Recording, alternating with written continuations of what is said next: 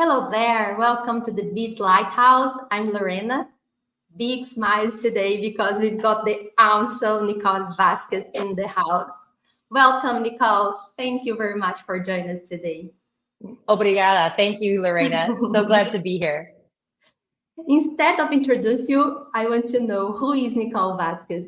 Oh, I am a learner. I love trying new things. I love the process of learning and exploring new places. I love cooking and adventure and anything active and outdoors. I love Brazil. I love the beaches in Brazil, the food, the ambiance, the vibrancy, the people. Nothing makes me happier than going to different places and exploring the culture, meeting the people. So I'm all about experience, adventure, and learning. Amazing. Can you share with us a bit about your background? Do you have some early influence or experience that led you to the tech market? Ooh, so to the tech market, I mean, when I was a kid, I was that video game kid. I was a geek. I was always playing video games. I was I built, web pages using HTML. I loved technology. I loved how exciting and new it was. I loved how you could create things. I love how it brought things, people together. So I would have friends come over to the house and I'd say, let's play. Let's play my new computer game, and we would switch off. And sometimes my friends would say, we've been playing this game for hours, can we do something else? And that's when I knew I just love technology. Great. That what was the inspiration behind Refresh Miami and how its mission evolved over the years? By the way, if you don't mind to explain more about Refresh Miami, I suppose that everybody knows about it, but if you don't mind, please. Thank you. Well, it's certainly, there's a lot to share about it, and it's evolving very quickly. So today, as it stands, Refresh Miami is a digital media organization that reports on technology and startup news here in Miami. We have a newsroom that publishes about 10 articles a week on local entrepreneurs, local companies, technology, innovation, who's raising money, who's exiting. So it provides the pulse of what's happening in Miami tech. In addition to our entire newsroom, we have a weekly newsletter that's sent out to 16,000 people that every week shares what's happening in the Miami tech news, in events, job opportunities, and then resources and programs, anything that's happening. So every Tuesday, people read it and they feel that they know what's available and how to stay connected to the Miami tech ecosystem.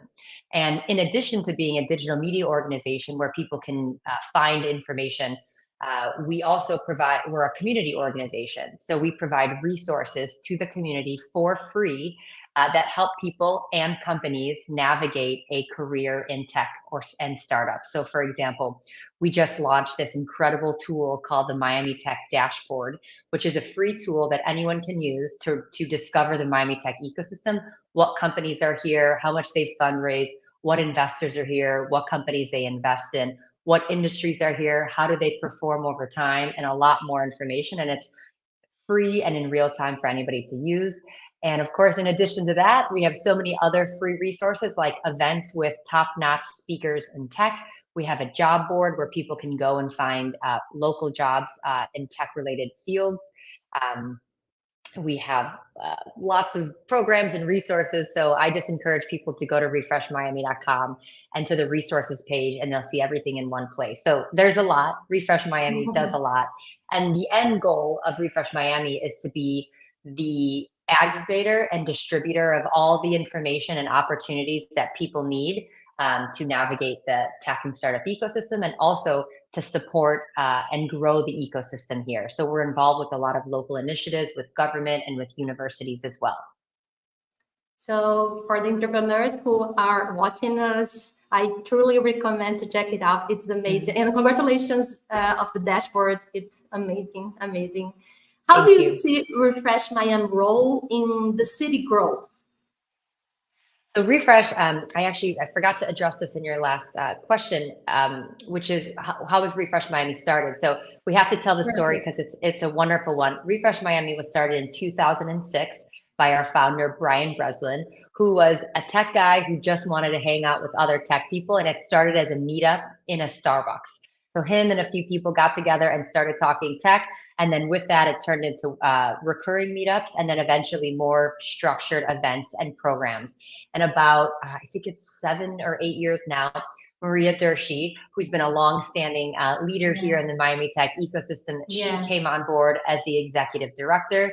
And then about, I think it was 6 years ago, Refresh Miami opened its newsroom. So it went from hosting events and bringing people together to also having the news. And when that happened, it really took off because it became widespread. It became very, everybody started kind of following Refresh Miami, and it grew very quickly from there. And so what's amazing is the story of Refresh, and it's been around for the longest.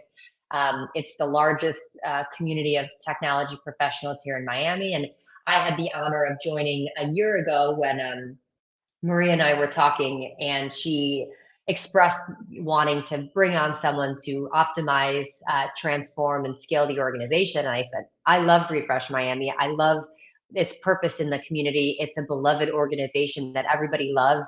And it was my honor to join about a year ago and really help to scale the organization. I had the opportunity to enter in one of the events of Refresh Miami, then met you and Marie in person.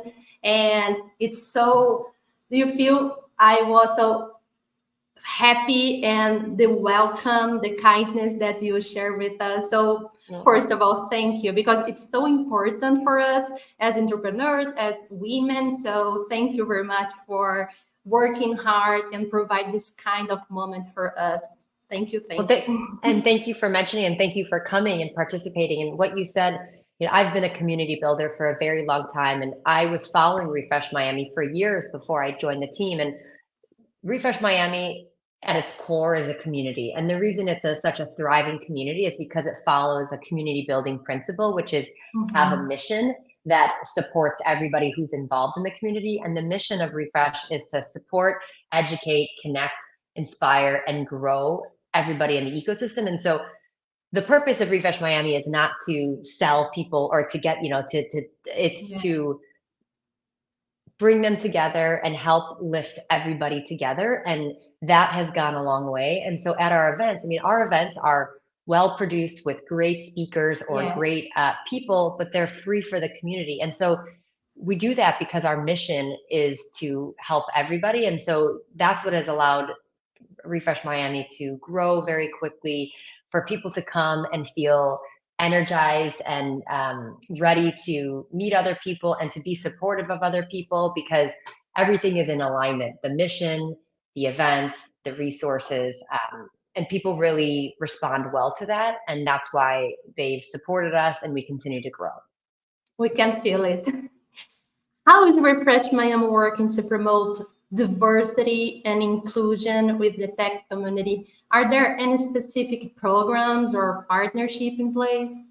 Yes, definitely. Thank you for asking. So I'll start first with Refresh Miami's initiative. So the event that you went to is called Women in Miami Tech. Maria Dershi started about almost 8 years ago now.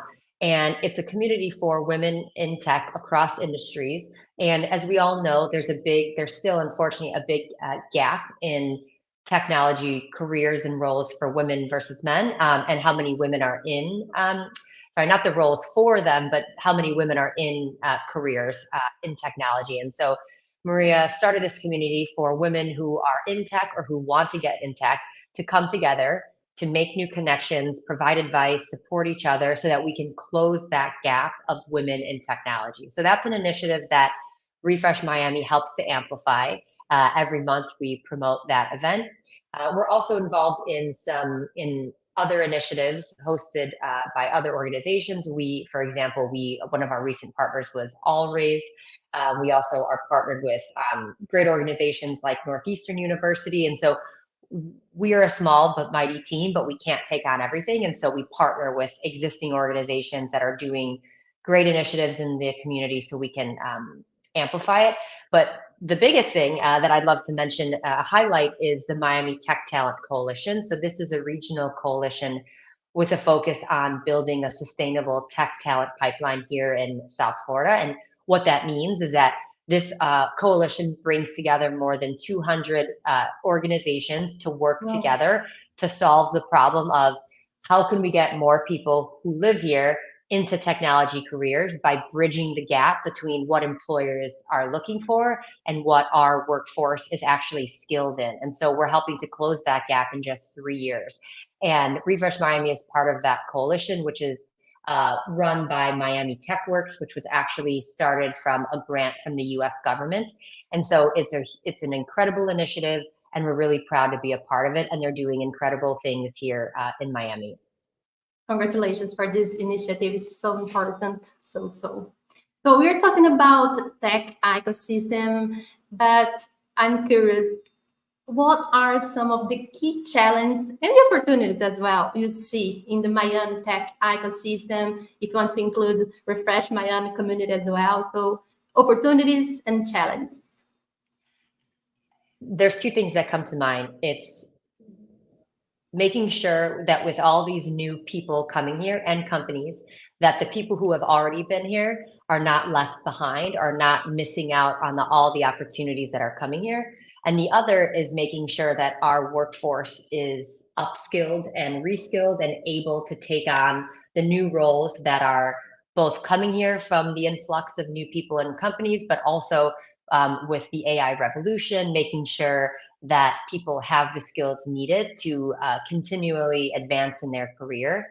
And so, as mentioned, the Miami Tech Talent Coalition is addressing those concerns and putting programs in place that help both people find jobs in tech and find the resources they need and the programs to actually be upskilled or reskilled to be able to get better or new or different jobs. And also to help employers. So local companies here, they are looking for certain roles in tech. And if they can't find that in the Miami workforce, they're going to look elsewhere. And we want to avoid that. And so I think the work of the Miami Tech Talent Coalition is addressing the two challenges that I mentioned.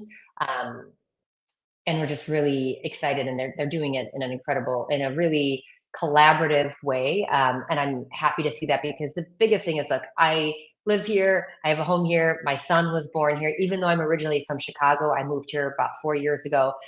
Miami is my home, and it's been my home since the second I moved here. And I say that in terms of I truly genuinely care about the city, the people who live here, both the people who moved here today or yesterday, and also the people who have been here for a very long time.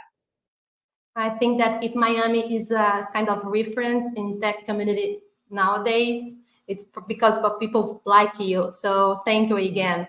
I'm repeating it, but sometimes the people don't know how hard it is to build this kind of community, and how hard you have to work to share this kind of knowledge and connect people with companies with this knowledge. And we're not talking about only technology, we're talking about help people. So again, amazing. So what inspired you to write a book on community building? What are the core principles supporting a successful online community? Thank you. Well, so the short answer is I spent more than a decade in community building, and at the time, and I have always had people send me messages saying, "Hey, I'm building a community. Can you help?" And I love helping, but what I realized is it would be more efficient for me to just download all the information in my head and put it in a format that I could easily share with other people. And so I originally wrote this book, How to Plan and Launch an Online Community. And I created it as a course first because courses are so popular. And what I realized is I wanted it in a better format that I can just say, here, take it and read it and use it. So I turned it into an ebook. And so, if anybody is interested in it, they can get it online, or if you can't afford the $9 book, just send me a message. I'm happy to give you a free copy. I never want anybody to not have access to it. And so truly, I spent, many years planning, building, and scaling my own communities, but also helping other people. And I think what I love is that people start communities because they have a mission, they have a purpose, and it's something that helps other people. And ultimately, what I don't want is for somebody's mission that can help other people to not work because the execution of it wasn't as well done as it could be or as effective. And when you love something and you know it so well, it's only, I think, right to share it with other people so that they can benefit from it. So that was my reason for writing the book. Still about your journey, how did you come across the idea of co-founding Deskpass? By the way, if you want to share more details about Deskpass, please. So Deskpass, in summary, you can consider it the Airbnb for workspaces. So we built out a platform that allows people to easily book workspace on demand across the world, whether that's a desk, a private office, or a meeting room. And we did that by building the platform and then also bringing on the partnerships. And so I helped to bring on more than 1,500 workspaces around the world. Whoa. And my incredible, yeah, and we have official partnerships with them, which made us the largest network of workspaces in the world. And my incredible team, built out the technology platform. And the way that, so that's Deskpass today. You can go to deskpass.com and book instantly. We're B2B focused now, so companies provide Deskpass as a benefit to their employees so that they can book workspaces on demand, because as you know, many people are remote or hybrid, and they still want access to a professional office. For example, I'm in my office. I have a private office at a co-working space because I prefer to work from an office instead of at home. And the idea came from, my first two businesses that I started were in Chicago. They were co-working spaces and they were very community focused. And a friend of mine that I've known for many years, he came up to me and said, I have this idea of a platform that allows people to book workspace around the world. I'm a technologist. I have a design company. I can build the technology, but I need someone like you who knows community and also understands co-working, because he had a co-working space. He actually started the first co-working space in Chicago. And so together we started working together, and then we eventually merged with our other two co-founders company to build the platform and scale it to 19 countries worldwide. Amazing. Let's think a little bit about the future. How do you envision the evolution of co-working space in the next 5 to 10 years? Do you see any emerging trends or shifts in user preference? Well, what have you seen in the past few years since COVID? How many people are working remote? And look, I am the first to say that I don't think there is a perfect formula for each company, for each department, for each employee. It's different.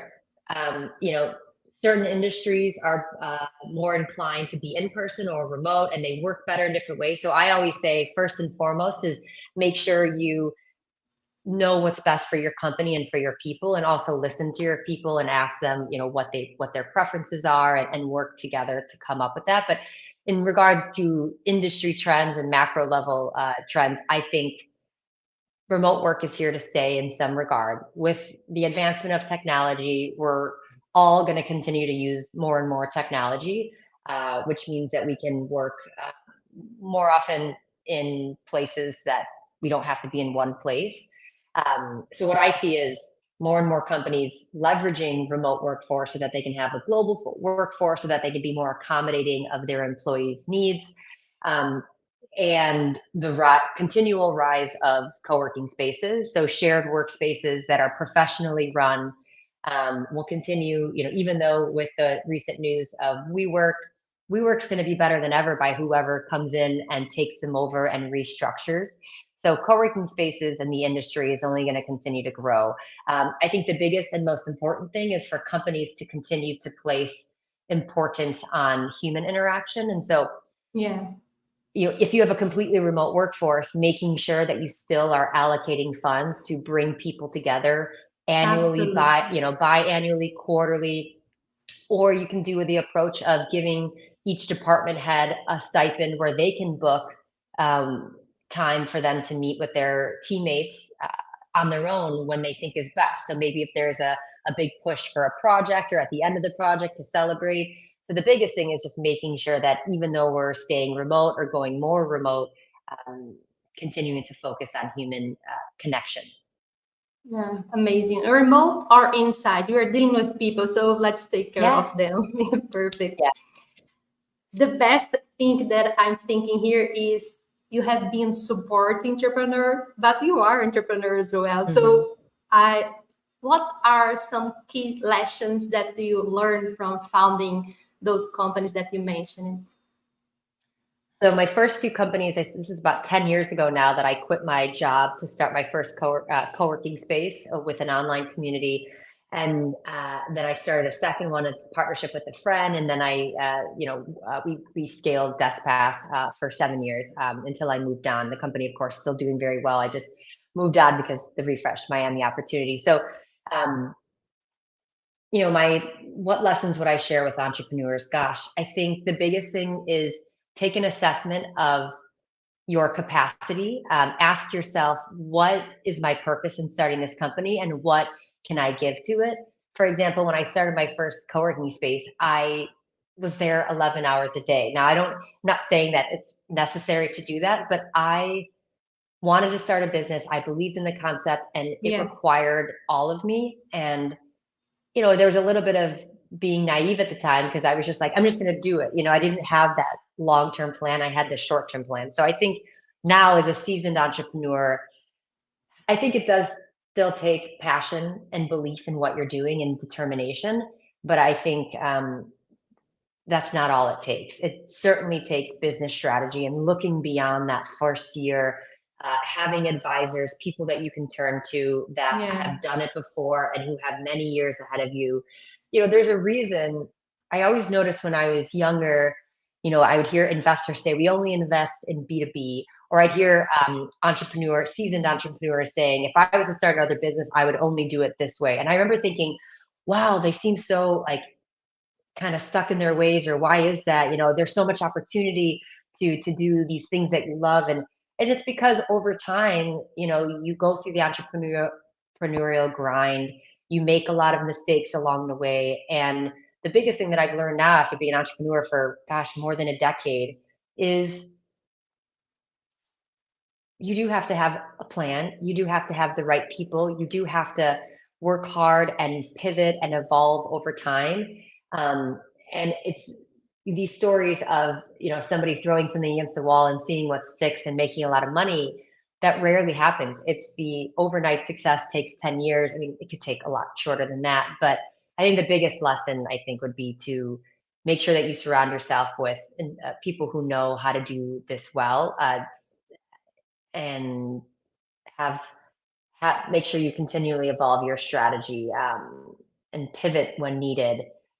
Um, yeah, and don't get too caught up in the dream. It's still a business and it needs to function like one. passion but strategy as well, right? Yeah, So we have to yeah. put our effort, energy, but we need some help in terms of complementary skills because by ourselves we will not achieve our goals. So we have to understand better which kind of person we have to bring around us to help us to support us in Hmm. this journey. Hmm. Amazing. Yeah. To finalize this amazing podcast, I want to bring AI to this conversation. Yeah. As AI continues to advance, how do you foresee its impact on the industries you've involved in? AI is going to impact every industry. AI is here to I stay. agree. It's not a fad. It's not a trend. It is Yeah, something fundamental, just like the internet, the computer, the automobile. I mean, every big change in our world as human, in our society, as in humanity, this is one of those revolutions. And so, knowing that, there's a quote. I listened to a podcast, Scott Galloway, and he says this. He says, AI is not going to take your job. People who know how to use AI are going to take your job. And he says that yeah, in the way of people who are, people are concerned about AI. So not in the fact that, people are going to come in and steal your job, but it just shows that we do have to be conscious and intentional about training ourselves, training our workforce in how to use AI. For example, I am an advisor in a company called MIA, which is Mission yes, Impact I'm a part of this Academy. community as well. Oh, it's incredible. Yeah, It upskills non-technical women. So women Any woman who says, this AI revolution is happening, I want to learn more about AI, they can join the network and they can learn. There's all these resources where they can learn how to use different AI tools. Now, companies can also take advantage and leverage this incredible offering because they have credential programs, they have a learning network, they have events from leaders. And the reason I'm bringing this up as an example is this is the type of proactive approach that both people and companies need to take so that they can upskill or learn AI or just get on to the same platform as other people are quickly getting onto. I mean, right now, if you're a company and you're not investing in AI in some regard, whether that means just teaching your workforce about AI using a platform like Mia, or you're actually changing your technology, or you're investing, in other technology that could be helpful um, for changing your industry, you're going to fall behind. And I'm not saying that in like a threatening way, but it's true. If you're a company and you're not Yeah, using AI or thinking about AI, another company is going to use absolutely. AI and get ahead quicker. And so that's the reality. So I think the thing is, like, I'm very optimistic about AI. I also am optimistic about all of the people that are looking to put in the right safeguards around AI. But there is an aspect of, we need to be honest, if we're not leveraging AI as an individual or as a company, we can fall behind. Yes, I think that we have to work in offer access for all people to AI, obviously, but I agree with you. For me, AI will help a lot of people around the world. So Yeah, I'm I'm excited about it. enthusiastic. Yes, yes, me too. Nicole, I could stay here for an entire day with you because you are so amazing. Your insights are something that brings so energy and inspiration for me. So I want to say thank you again. And if you want to share a final message with our audience, please. Oh, well, thank you, Lorena. I appreciate it. And look, you're doing the same thing. You're community building. You are helping people to share their stories and their insights so that it's helpful to other people. So I appreciate the initiative that you're taking. And with Bitbound Air, I know the services that you provide, and you're working with so many great clients. So it's great that you're also doing this for your community and supporting the technology community as well. My message is just, if I can be helpful in any way, please don't hesitate to reach out, find and connect with me on LinkedIn. Anything I can do to talk about the Miami Tech ecosystem, operations, business strategy, co-working, transformational leadership, all of the things. I love it all. I'm like I said earlier in the podcast, I'm a geek for learning, technology, innovation, and women's empowerment, just to name a few. So thank you. Thank you. Thank you very much. Thank you, guys. See you soon. Bye bye.